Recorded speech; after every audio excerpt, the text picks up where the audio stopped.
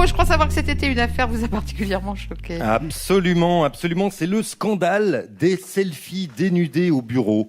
Adeline, cette secrétaire de l'administration fédérale, ou encore Gary Muller, le maire de Baden, qui se sont auto-immortalisés dans le plus simple appareil, sur leur lieu de travail, et qui ont tous les deux été suspendus de leurs fonctions. Non mais on vit dans un monde de fous. Hein. Non mais c'est révoltant. Alors quoi maintenant on peut même plus se photographier à poil au bureau. Hein. C'est ça. Hein.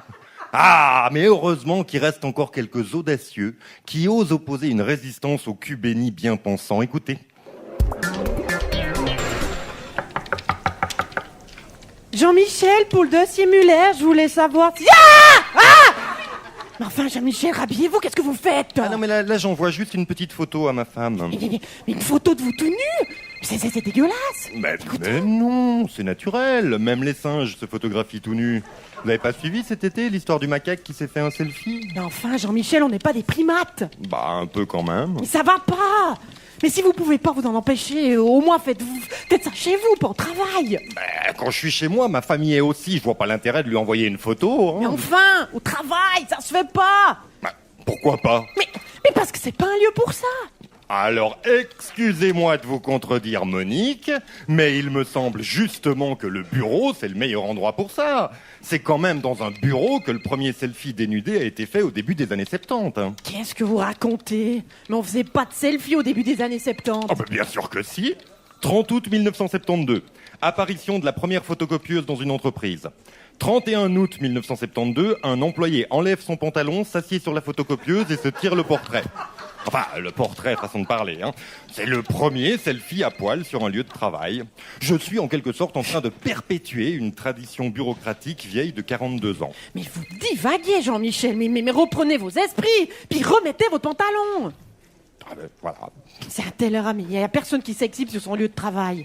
Alors ça, c'est pas vrai. Hein. Ma boulangère, par exemple, elle a toujours exposé ses miches dans sa boutique. Personne ne lui a jamais rien reproché. Hein.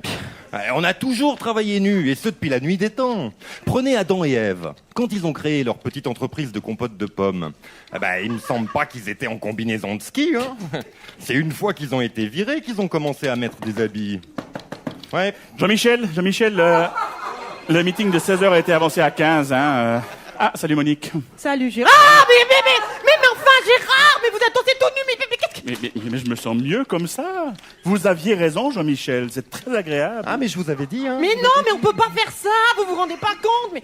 Mais qu'est-ce qui se passerait si tout le monde se déshabillait au bureau? Le lieu de travail deviendrait un lieu érotique. Je vois pas où est le problème, vu que c'est déjà le cas. Le problème, le lieu de travail, c'est l'endroit où il y a le plus de tensions sexuelles, ça a été prouvé. Et d'ailleurs, c'est contagieux. Si tout le monde se déshabille, la tension sexuelle sera simplement plus visible chez les employés masculins, voilà tout. D'ailleurs, Gérard, chez toi, ça commence à se voir. Hein. Ah oui, tiens, oui. Bon, écoute, Monique, il faut que je te laisse, hein, parce que tu me déconcentres, ouais. À moins que ce soit toi, Jean-Michel. Écoute, on verra ça au meeting de 15h. T'as raison, ouais. Je sais plus quoi penser. Mais c'est à cause de tous ces vêtements que vous portez, Monique. Ça vous embrouille l'esprit. Enlevez-les, vous allez vous sentir mieux, vous verrez. Vous croyez? Oui. Et quand vous aurez enlevé vos habits, venez à côté de moi, on va se faire une petite photo. Et vous allez l'envoyer à votre femme? Bien sûr. Vous savez, Monique, on devrait passer plus de temps ensemble. Je vous ferai découvrir des trucs qui vont vous ouvrir l'esprit. Ça vous fera le plus grand bien.